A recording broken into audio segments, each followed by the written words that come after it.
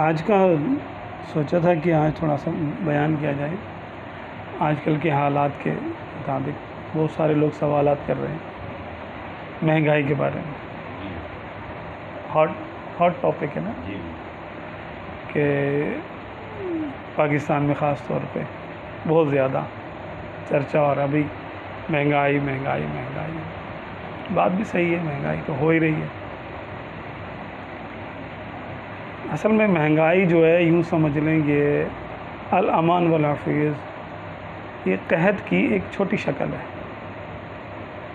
قحط میں یہ ہوتا ہے کہ آپ چیزیں نایاب ہو جاتی ہیں، ملتی ہی نہیں ہیں.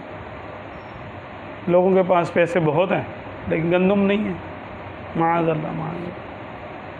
پیسے بہت ہیں، پانی نہیں ہے، خرید سکتے ہیں لیکن وہ چیز ہی نہیں ہے، تو اس کو تو قحط کہہ لیتے ہیں. بارش ہی نہیں ہو رہی، واللہ ہی نہیں ہو رہا. اسی طرح کسی بھی چیز کا دستیاب نہ ہونا یہ قحط ہے،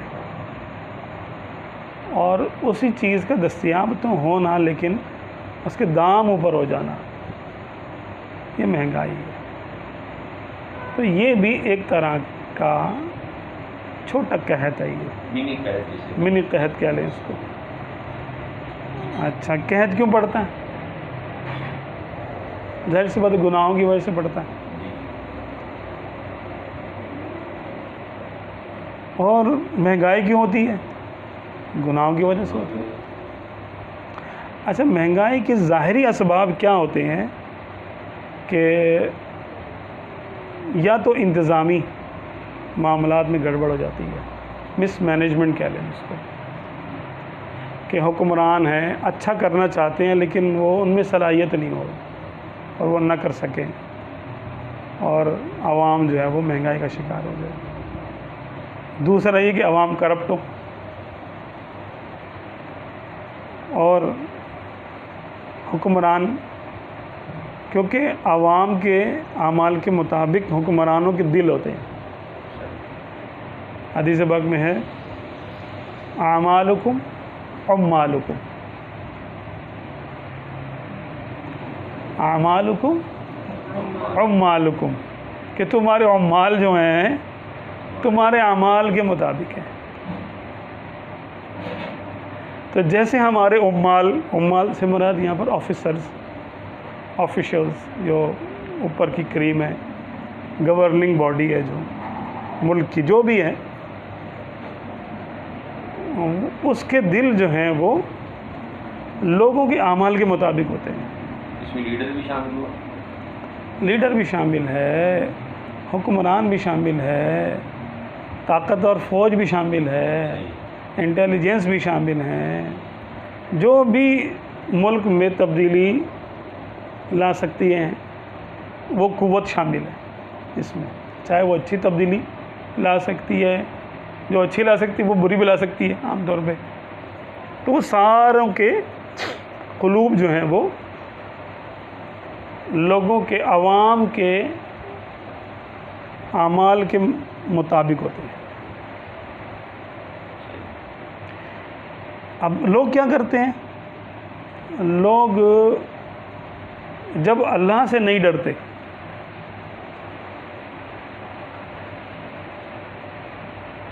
جب لوگ اللہ کی نافرمانی کرتے ہیں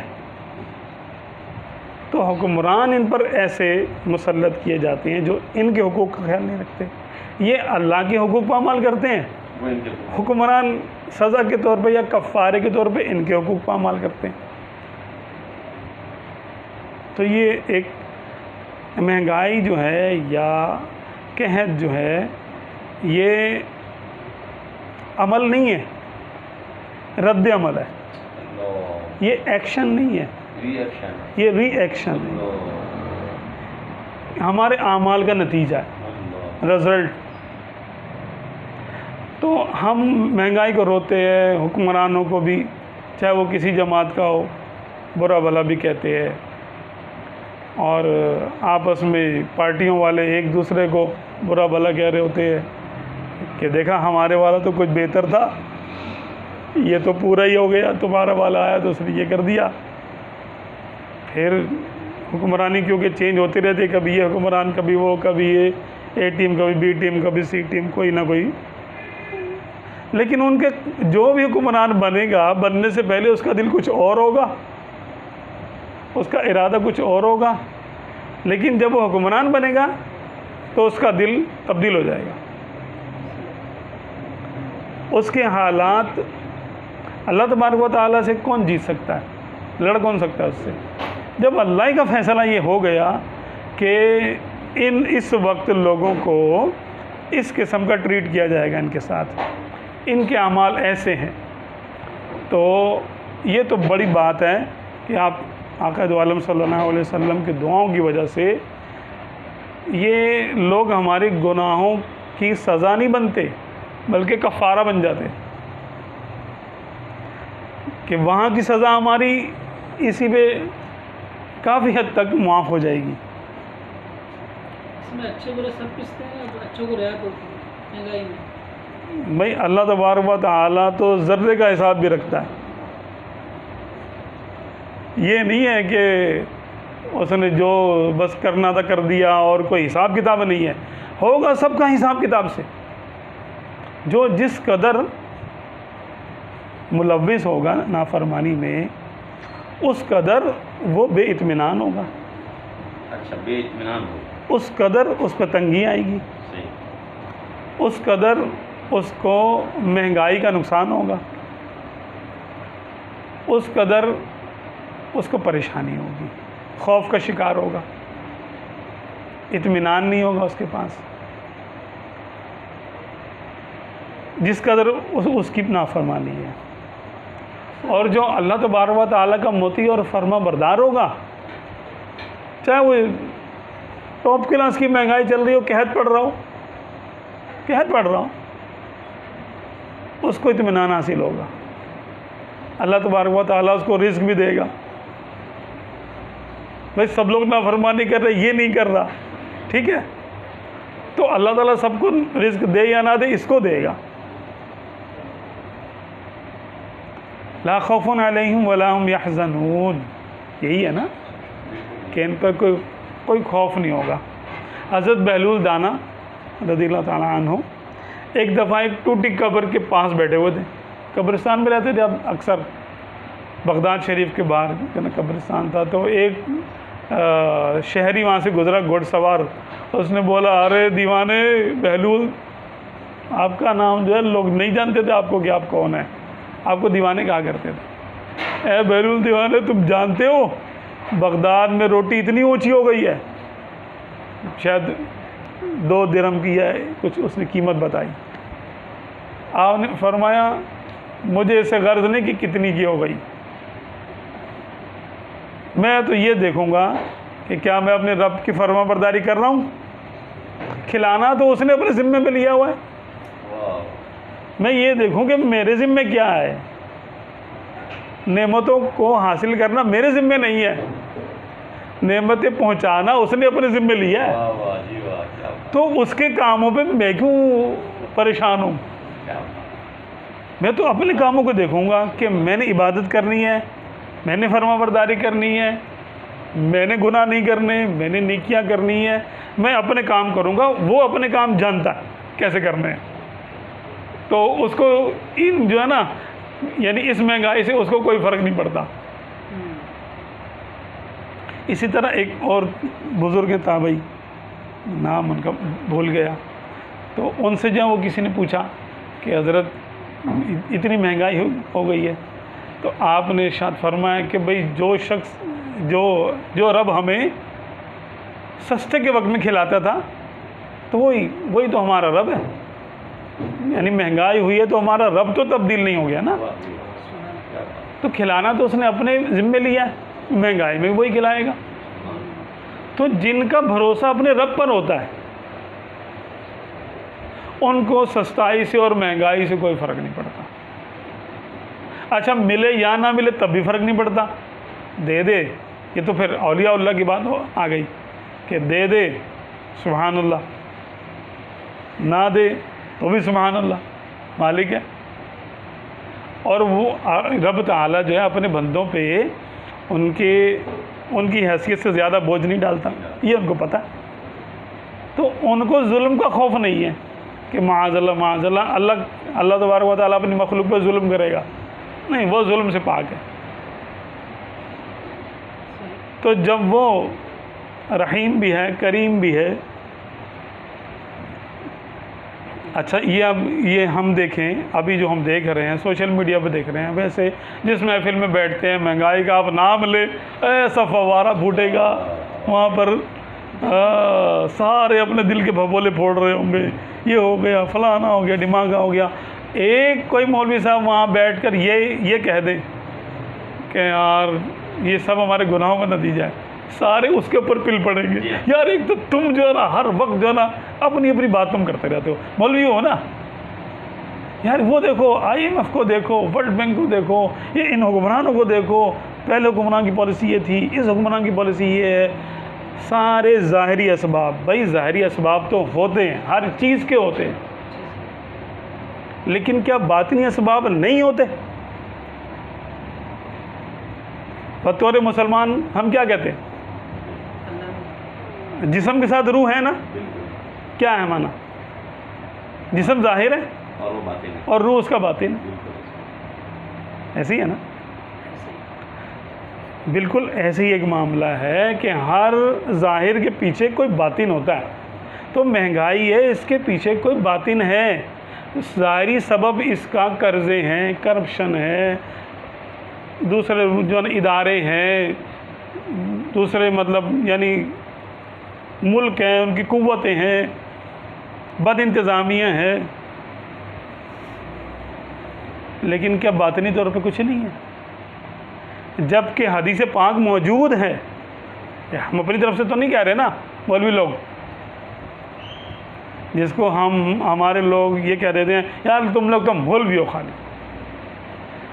اچھا، مولوی کا معنی کیا مطلب؟ جاہل؟ کیا بات ہے. یہ بھی ہمیں نوٹ کرنا چاہیے کہ جاہل کون ہوتا ہے اور پڑھا لکھا کون ہوتا ہے. کیا کفار کو عالم کہیں گے ہم؟ خدا کو تو جانتے نہیں وہ، آپ صلی اللہ علیہ وسلم کو مانتے نہیں، تو کیا وہ عالم ہوں گے؟ پڑھے لکھے تو ہوتے ہیں بظاہر. یہ ہنر مند ہے، ہنر کو جانتے ہیں. لوہا، تانبا، پیتل، uranium, plutonium, formulas, chemical reaction, atom, molecule, bio, ہے نا، فزیکل، جو بھی ان کے یعنی جو ہے نا وہ یعنی ایکشن ہے، ری ایکشن ہے، فزکس ہے، کیمسٹری ہے. اسی طرح آگے جو انہوں نے یعنی تقسیم کی ہوئی ہے علوم ظاہری کی، یہ علم نہیں ہے، یہ ہنر کی قسمیں ہیں کہ چیزوں کو چیزوں سے جوڑنا ہے اور ان کو انسان کے فائدے یا نقصان کے لیے استعمال کرنا ہے. جسم کا تعلق اس کے ساتھ ہے، وہ آپ کی روح کو کچھ نہیں کہیں گی، کوئی فائدہ نہیں دیں گی.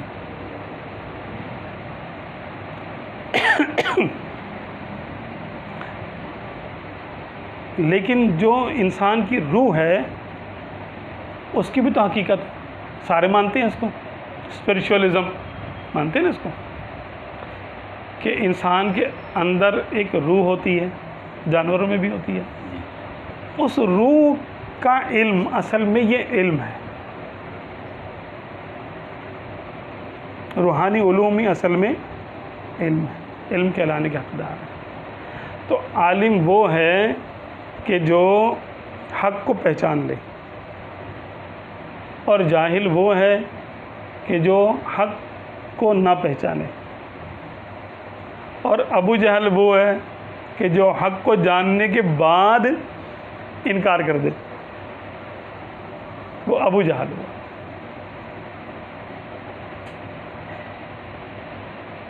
اب حق کیا ہے؟ جو آقا صلی اللہ علیہ وسلم نے اپنے دہان اقدس سے ارشاد فرما دیا وہ حق ہے. جو کچھ اس کے مطابق ہے وہ حق ہے، جو اس کے مخالف ہے وہ باطل ہے، وہ جھوٹ ہے. تو آپ صلی اللہ علیہ وسلم نے ارشاد فرمایا اعمالکم اعمالکم، یا اعمالکم اعمالکم. کہ تمہارے اعمال ہی تمہارے حکمرانوں کا فیصلہ کرتے ہیں کہ تمہارے حکمران کیسے ہوں گے. اس کی ایک چھوٹی سی مثال میں آپ کو دیتا ہوں، ایک جھلک، کہ آقا دو عالم صلی اللہ علیہ وسلم نماز ادا فرما رہے ہیں جماعت کے ساتھ. بتقاضۂ بشریت آپ صلی اللہ علیہ وسلم کو بلا دیا گیا، آپ بھول گئے. سلام پھیرنے کے بعد آپ صلی اللہ علیہ وسلم نے ارشاد فرمایا کہ ان لوگوں کا کیا حال ہے جو نماز میں شامل ہوتے ہیں لیکن ان کی طہارت پوری نہیں ہوتی،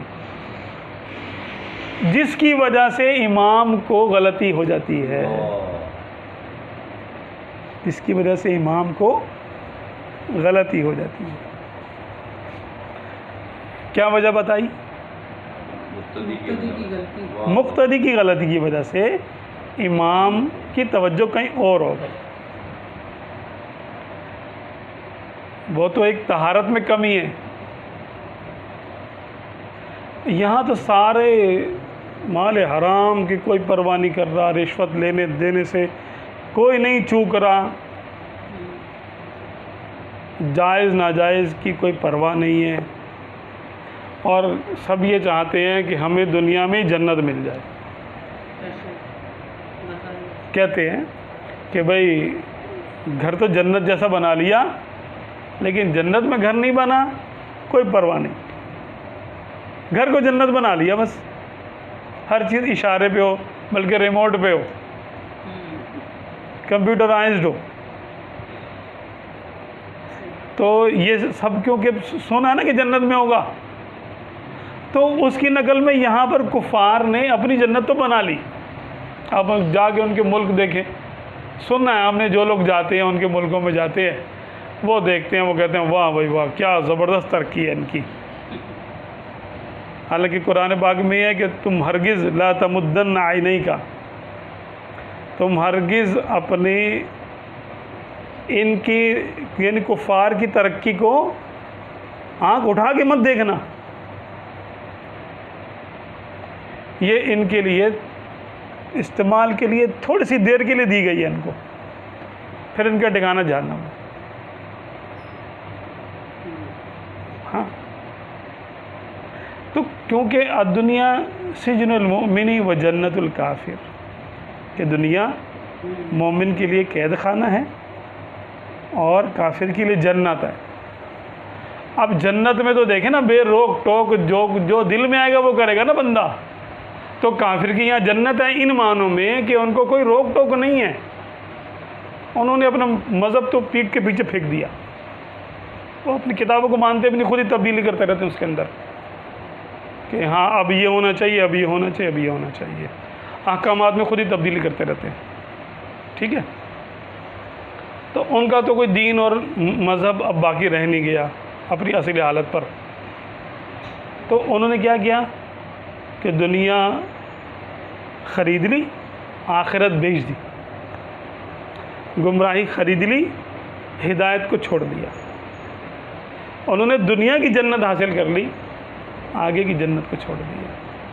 تو ان کے لیے تو اب کوئی پابندی نہیں ہے، جو چاہیں کھائیں گے، جو چاہیں گے پہنیں گے، جو چاہیں گے پئیں گے، جو چاہیں گے کریں گے. اپنے قوانین بنا کے بس اس پہ چلیں گے جیسے ان کا ہوگا. اللہ رسول کا کیا حکم ہے یہ ان کو اس سے کیا. تو وہ تو اپنی جنت میں رہ رہے ہیں.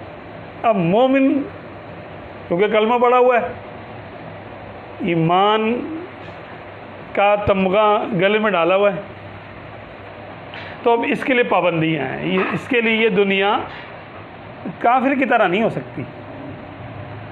جیسے وہ شتر بے مہار ہے، یہ شتر بے مہار نہیں ہو سکتا.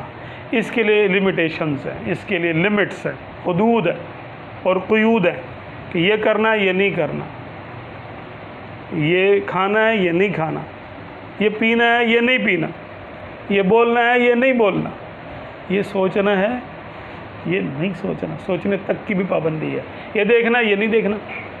اب جب ہم کیا کرتے ہیں، جب ہم ان لمٹس کو کراس کرتے ہیں نا، تو وہ کفار کی نقل کر رہے ہوتے ہیں کہ جیسے کافر آزادی چاہ رہا ہے نا، وہ تو کہہ کے آزادی چاہ رہا ہے کہ میں نہیں مانتا بھائی، میں ایمان لاتا ہی نہیں، معاذ اللہ، اس نے تو یہ کر دیا۔ اب ہم تو کیونکہ ایمان لائے ہیں نا، ہم اپنے عہد سے روگردانی کر رہے ہیں، کہہ کے نہیں، عملی طور پہ۔ اس کو غفلت کہہ لیں، تقاضۂ بشری کہہ لیں، تو اس غفلت اور تقاضۂ بشری کی وجہ سے ہم جہنم کے حقدار ہو جاتے ہیں۔ لیکن آقا دو عالم صلی اللہ علیہ وسلم کی دعائیں ہیں تو وہ جہنم کی سزا کو یہاں پر ہمارے لیے دنیا کی کسی مصیبت میں تبدیل کر دیا جاتا ہے۔ یہاں پر یعنی اگر ہم نے کوئی ایسا گناہ کیا مثال کے طور پہ جس کے کفارے میں جہنم میں 1 سال جلنا ہے معاذ اللہ، تو یہاں پر اس کو مثال کے طور پہ اس کو کوئی بیماری لگا دی جائے گی، بخار اس کو پیچھا نہیں چھوڑ رہا، سر کا درد ہو رہا ہے، کینسر ہو گیا، گردے میں درد ہو گیا، اور کوئی معاملہ ہو گیا جو اس کو تکلیف وہاں ہونی تھی، حالانکہ یہ والی تکلیف اس تکلیف کا اس میں کوئی تقابل نہیں کرایا جا سکتا، کوئی اس میں مناسبت نہیں ہے، بس ایک جھلک ہے اس کی تکلیف کی، جھلک بھی نہیں کہنا چاہیے، چلو جھلک کہ ہم الفاظ بول رہے ہیں کہ جو وہاں ہونا تھا، عذاب اس کو ہونا تھا، وہ آقا دو عالم صلی اللہ علیہ وسلم کی دعاؤں کی وجہ سے یہاں پر ہلکا کر کے اس کے اوپر سے گزار دیا گیا اور اس کی معافی ہو گئی، کیونکہ اس نے توبہ تو کی نہیں تھی، اگر توبہ کر لیتا تو یہ بھی نہ ہوتا، ہاں توبہ کر لیتا، التائب من الذنب کمن لا ذنب لہ، جیسے یعنی اگر کوئی شخص گناہ سے توبہ کر لے تو وہ ایسا ہی ہے جیسے اس نے گناہ نہیں کیا، اگر گناہ کر لیتا، توبہ کر لیتا تو یہ والی تکلیف بھی اس پر نہیں آنی تھی، لیکن ہم کیونکہ اکثر توبہ ہی نہیں کرتے، تو اس لیے ہم کو ان تکالیف سے، ہلکی پھلکی تکالیف سے گزارا جاتا ہے، اور سب سے ہلکی تکلیف مال کی تنگی ہے، مال کی تنگی ہے، یعنی مہنگائی، تنگ ہو گیا مال ہے، تھوڑا مہنگا ہے، یہ سب سے ہلکی تکلیف ہے یہ،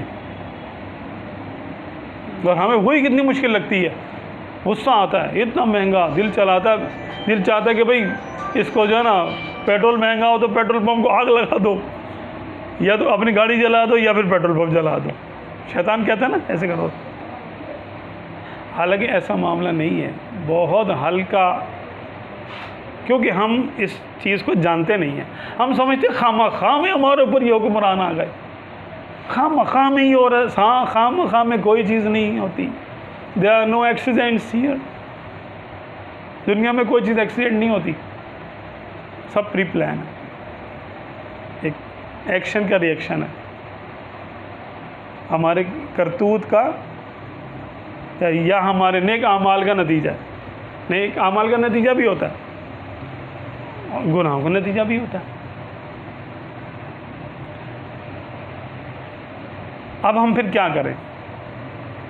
مہنگائی کا حل بھی تو ہو، مہنگائی کا حل توبہ ہے، اچھا ہاں آسان سا حل ہے، صحیح ہے، لیکن وہ ہم سے ہونے کا نہیں، کیوں؟ ارے قحط کا حل توبہ ہے، اللہ، بے اولادی کا حل توبہ ہے، بارشیں نہ ہونے کا حل توبہ ہے، باغوں میں پھلوں کی کمی کا حل توبہ ہے، فصلوں کی کمی کا حل توبہ ہے۔ سیدنا حسن بصری رضی اللہ تعالیٰ عنہ، آپ کے بارے میں منقول ہے کہ آپ جو بیٹھے ہوئے تھے اپنی محفل میں، ایک شخص آیا، اس نے آ کے عرض کی کہ حضرت اولاد نہیں ہے، آپ دعا فرمائیں، آپ نے فرمایا استغفار کرو، وہ شخص چلا گیا، پھر کسی محفل میں یا پھر کسی وقت کوئی اور شخص آ گیا، اس نے کہا کہ حضرت مال نہیں ہے میرے پاس، مال کی کمی کا شکار ہو گیا، فرمایا اچھا استغفار کرو، اچھا، ایک دفعہ ایک شخص آیا، اس نے کہا کہ حضرت ہمارے علاقے میں بارش نہیں ہو رہی، فرمایا استغفار کرو۔ پھر ایک موقع پہ ایک شخص نے کہا کہ ہمارے نا فصلوں میں اور باغوں میں نا پھل نہیں آ رہے، اس کی ذرا کمی ہے، فرمایا استغفار کرو۔ پھر کسی نے آپ سے پوچھ لیا حضرت ہر چیز میں آپ ایک ہی بات کہہ رہے تھے استغفار کرو، یہ کیا بات ہے؟ تو حضرت امام حسن بصری رضی اللہ تعالیٰ عنہ نے وہ آیت پڑھی سورہ نوح کی، فَقُلْتُ اسْتَغْفِرُوا رَبَّكُمْ إِنَّهُ كَانَ غَفَّارًا، کہ نوح علیہ السلام عرض کرتے ہیں اپنے رب سے کہ یا اللہ میں نے تو ان سے کہا تھا کہ تم اپنے رب سے توبہ کرو، بے شک وہ بخشنے والا ہے، بہت بخشنے والا ہے۔ یرسل السماء علیکم مدرارا، اور تم پر موسلا دھار بارش کرائے گا، موسلا دھار بارش بھیجے گا۔ وَيُمْدِدْكُمْ بِأَمْوَالٍ وَبَنِينَ، اور طرح طرح کے مال کے ذریعے، مال کی جمع اموال ہے نا، طرح طرح کے مالوں کے ذریعے اور بیٹوں کے ذریعے تمہاری مدد کرے گا۔ جواب امر ہے نا، یہ استغفروا یہ امر ہے، یرسل السماء علیکم پھر آگے تک یہ اس کا جواب امر ہے، شرط کا یعنی معنی دیتا ہے، یہ شرط جواب شرط، جو لوگ سمجھتے ہیں ان کو پتہ ہے کہ اگر تم نے توبہ کی تو پھر یہ ہوگا، ایک کام کرو، توبہ کرو۔ وَيَجْعَلْ لَكُمْ جَنَّاتٍ وَيَجْعَلْ لَكُمْ أَنْهَارًا، اور وہ تمہارے لیے باغات بنا دے گا اور تمہارے لیے نہریں بہا دے گا، یعنی ہر طرح کی فراوانی عطا ہو جائے گی، مال بھی ہوگا، خوشحالی بھی ہوگی، فصلیں بھی ہوں گی، فصلیں ہوں گی تو جانور بھی صحیح ہوں گے، پھر اولاد اگر ہوگی کثرت کے ساتھ تو بندے کو پھولنا پھلنا کسے کہتے ہیں؟ یہی تو ہوتا ہے، پھولو پھلو، ہے نا، دودھو نہ آؤ پوتو پھلو، یہ دعائیں دیتے ہیں ہمارے بزرگ، پہلے کے دیتے تھے، تو اب تو کہتے ہیں دو ہی اچھے یا ایک ہی اچھا۔